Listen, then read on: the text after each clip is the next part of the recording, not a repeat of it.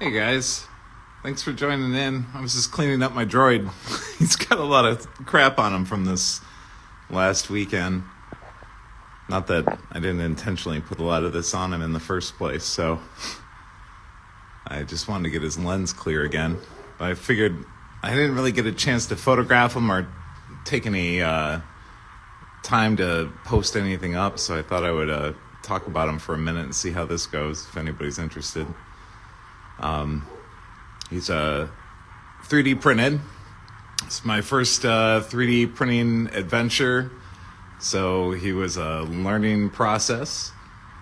The files came from Etsy, from Space Bob Droid Division files, and they were nice and easy, I think, for a first-time person like myself. And it took 30 days, basically on the dot, to print each part. A couple times I had to print a couple additional parts because I botched them the first time, or I had issues with my printer failing. And but every time a piece came off, I would just start sanding and let the printer just keep rolling.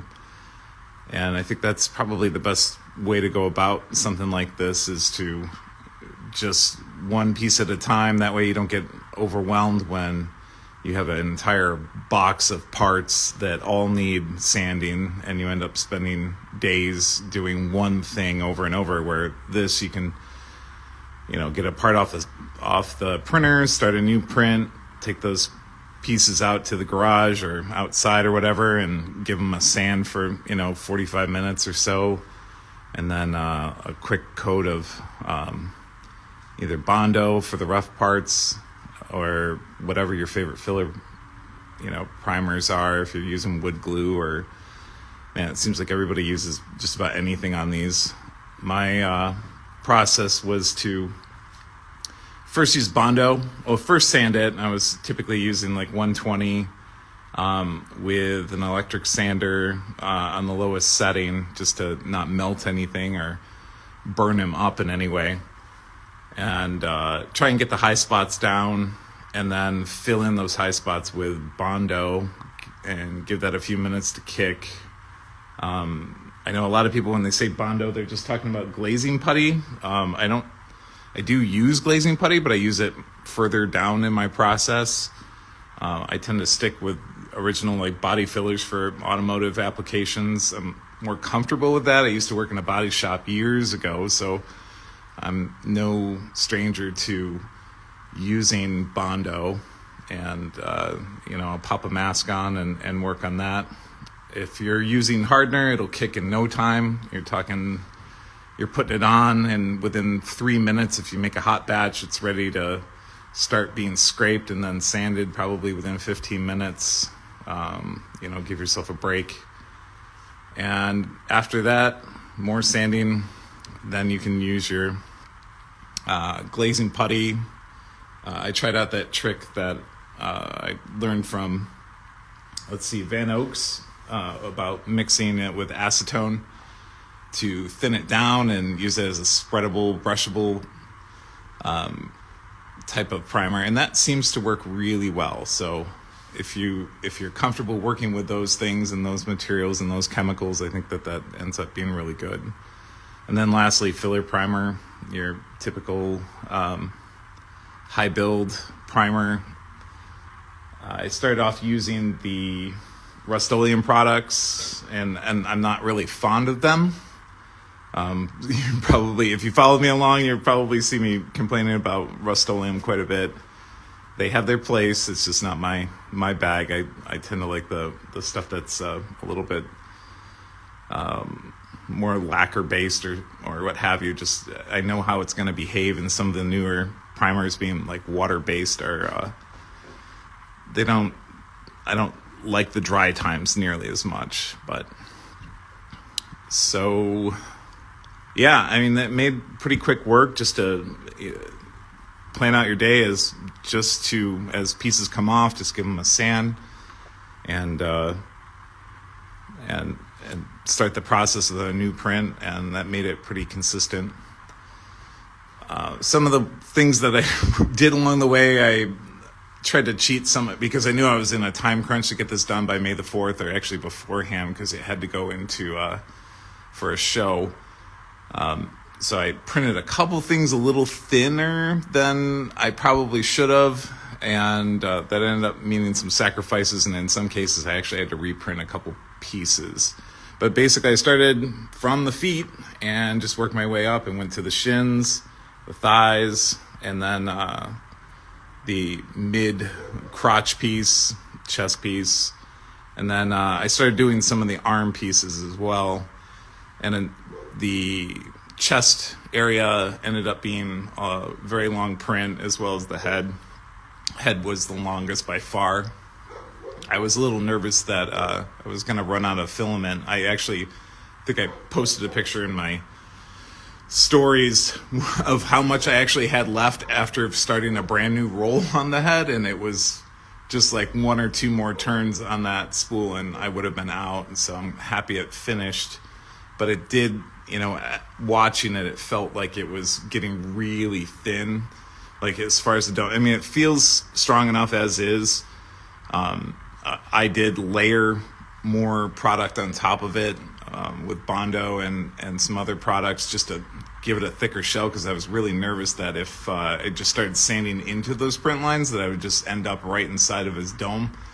And I didn't want that, so I'd rather build it up a little bit higher and then sand down, and once I started to see a print line, then start over again and add more rather than subtract, because it was pretty thin just to make it happen in one spool.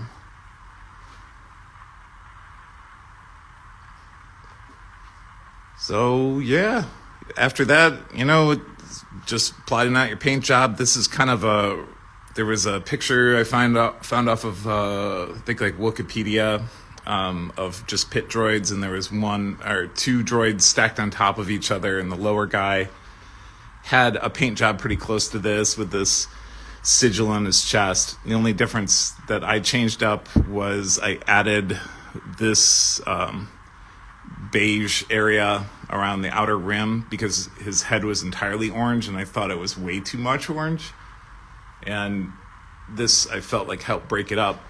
The other thing, I incorporated a couple little pieces in here in the eye, and that's how I was cleaning this up, because it had like fingerprints and some scratches and probably cigarette smoke caked on it from the event. But it's actually a UV lens from a small Kodak camera that was already orange to help balance out your photography from back in the day when people actually used filters that were physical filters and not just Instagram filters. But I picked it up at a garage sale, and it happened to fit in there really nicely, and it gives a nice little shine and a little bit of a mechanicalness to it. And there's a couple other metal parts that are on here. Specifically, let's see, I'll get into the elbow here. This piece I added in, and basically I didn't realize when I got into sanding this that I actually taped off the entirety of the peg that's in his arm, which is about that long. And I just didn't want to build it up too much because I knew it had to fit inside of there. But what I didn't realize once I assembled it is that there was, approximately that amount, maybe 20 millimeters or so, sticking out of it. And I'm like, well, I didn't sand it, and I'm just going to cover it up. So this is just garbage aluminum. I think I picked it up like maybe a tent pole or something. I tend to do that a lot. I'll go out and walk my dogs, and if someone's throwing away something that's metal, I'll just grab it and take it home and throw it in a pile and use it when I see fit or when it's possible. So it's just sort of sleeved over the top of it. And I did the same thing on the wrist here too. He has a little bit that sticks out. Basically that same peg like bottoms out somewhere around here, and it leaves that little gap. And again, instead of like trying to finish a 3D print, it was easier just to sleeve it. In fact, I have one here, because these are my first set of thumbs that I printed. The print orientation I did like this, so it went up vertically, and the print rings. I ended up snapping along that. And I fixed them a couple times. There's actually inside there's a threaded rod, and then I've got it all with a 2-part epoxy, like holding it together. But they just kept breaking, and instead of risking it, I ended up printing a second set of the thumbs and doing that same thing with this ring that goes around it. It also helps it stop in there. And then I ended up, I think I showed this in a post, using fender washers and just give it a little bit of a dome and then a quick spin on the drill, and then you get this like sort of machined, that'll focus or not, but maybe. Anyway, it gives it a more machine look. And same with the hips. It had these indented areas, and instead of trying to sand inside of it, I thought if I could find a washer that fits in there, which it happens to be 1.5 inches, fender washer, and then gave it a little spin on there. I think there's a little bit of glue stuck on there or something. But having the hole still in there is great, because now I can still adjust it with the hex keys or the hex wrench, and it just slides inside, and I can still tighten it. So it just made for a nice little element to have some actual metal pieces and not just paint it. Like these are just painted, but they're all right for, at a distance. It works out pretty well. So yeah, that's kind of him in a nutshell. He was a lot of fun to make, and I think he's super cute. I know he's like really expressive, even though he's just an eye. He has no other facial structures, but they just have like this innocence due to that one giant eye, and I think they're super fun and cute, and they're posable too. That's the other great thing. I know I'm only showing them like this, and it's because if I put them in too much of a pose, I can't spin them around, otherwise they're gonna go sailing off of here. Oh, that was the other thing. Speaking of sailing off of here, let's see. Down here, and you can't really see it because I kind of hit it, but the bottom layer, you can kind of see a stack up right about here, down here. I put 3/16 inch steel plate in his feet, and basically it was just to balance him out and make sure that there was some weight on the bottom, because his noggin is so huge that he's top heavy, and I was getting nervous that if I ever brought him out, that the first thing little kids are going to do is try and boop him on the nose and make him collapse. And I had heard horror stories from other people who printed these, and the first thing that they did at a con is they put it out, a kid slapped it on the nose, and it just went straight back and the head shattered. And I'm like, I can't really afford to have the head shatter. And after 3 days of printing, so yeah, he's got giant metal plates in his feet, as well as there's some area that I put some black pipe in there too to add some weight. And it worked out really well for the event, because where he was positioned on top of the Allure's spaceship, which came from a 1980s student film, he was working on the some sort of thruster in there, and we used magnets that went through it, and they had about 250 pounds of pull each, so he was up there really well. And my nervousness was that people at the event were going to rock that thing or have him just go sailing off there, and worst case scenario, I guess he'd fly off and hurt somebody. But nothing happened, so all's well that ends well. You guys have any questions? I'm reading.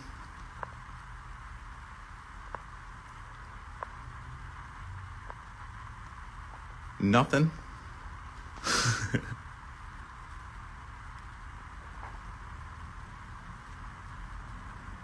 So for the paint, I know it probably caught me in complaining about that as well. I had a rough time with this old can of paint from Rust-Oleum, satin cinnamon. I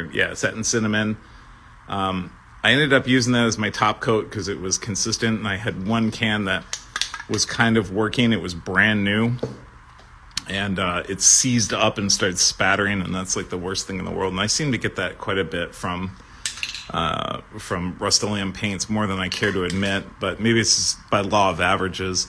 And then for his beige color here is satin almond, so he's almond and cinnamon flavored. I also tried to use my Dang paint, which these are kind of fun. It's sort of a cheaper alternative to like your Montana paints, where Montana paints, I think, you might be paying like $8+ for a can. The Dang paint also comes in a wide variety of colors. Same kind of cap, although this one's all messed up, but same types of caps that you use with Montana. But these are like $5 something a can. They're like super cheap, but you do have to order them. I think they come from Canada. But I ordered a batch just to test them out, and I actually like them quite a bit. They dry quick and work together well. And then for the silver, and I don't know if you guys know about Culture Hustle, but you may have heard of this mirror paint.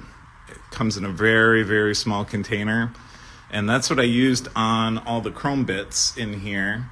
And it's all hand painted, and you just brush it out and it sort of self-levels.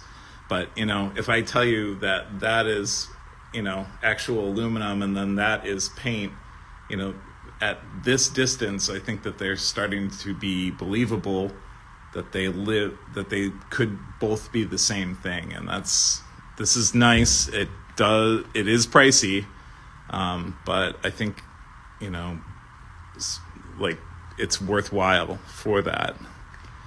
It's not, it's not like the Beskar paint. And then also from Culture Hustle, their Blackest Black, number 3, I'll use this a lot with weathering.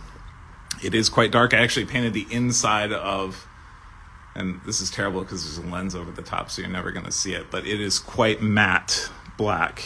And this is certainly cheaper than the mirror paint that they have. And then outside of that, for weathering, this is typically what I use. Just the either like Liquitex or, but really I barely ever use that. It's really these two colors. It's just the raw sienna and then the raw umber and then a little bit of black mixed in, and that usually makes up the majority of what I do. And I might do a black wash too, but like I learned in art school many years ago that the first thing one of my teachers did was we showed up after they gave us the assignment to go get art supplies and paint, and he had everybody bring up their bottle or container of black paint and immediately throw it in the garbage. And his whole explanation behind it, and although it was kind of a waste of money for us, it was more of an exercise. I'm sure he let us have it back again at the end, but he explained that like black really doesn't exist in nature, so you shouldn't ever paint with just black. You can use it to mix things, but you shouldn't rely on it as like a color, or like when you're using it in a painting, you should always mix your colors to achieve what you perceive as black rather than just use it right out of the container, because it ends up looking false.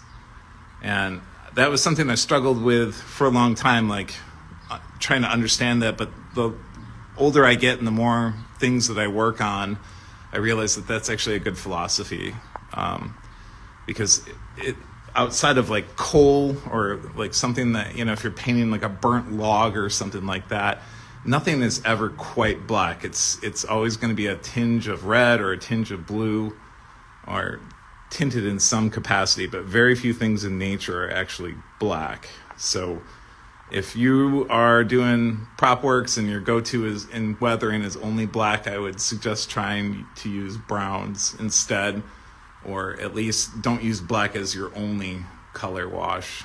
You can start there maybe, but then layer it up with something brighter. So anyway, this is a quick look at the Pit Droid. Lots of fun to make. You can get the files on Etsy. I think it's 25 or $28, and make your own if you want. So let me know if you got any questions. I'm happy to answer them, and thanks for checking in.